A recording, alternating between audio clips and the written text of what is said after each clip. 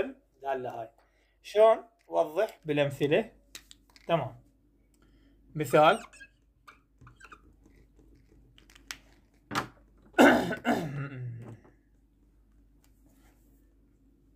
جد اف للإكس اللي هي المشتقة.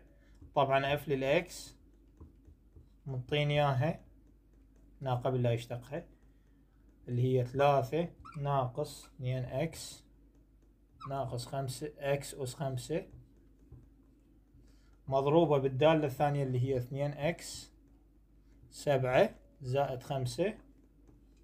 هاي دالة وهاي دالة.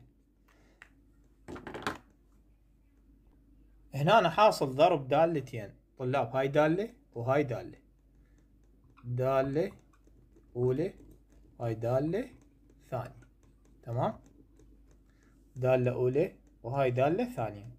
فحسب القانون يقول لك الدالة الأولى تنزل كما هي 3 ناقص 2 اكس ناقص اكس أس 5. تمام. في مشتقة الدالة الثانية، مشتقة الدالة الثانية 7 في 2 يصير 14. تمام. والإكس تنزل 7 تنقصها 1 ايش قد تصير 6 زائدا مشتقة الثابت 0. تمام.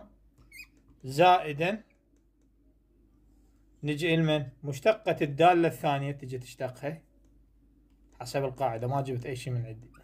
مشتقة الثابت 0 وعامل هنا 2 وهنا ناقصا 5 اكس أس 4. 5 تنزل هنا والخمسة نقص منها 1. تمام. واضحة الفكرة. نجي نوضح. دالة أولى في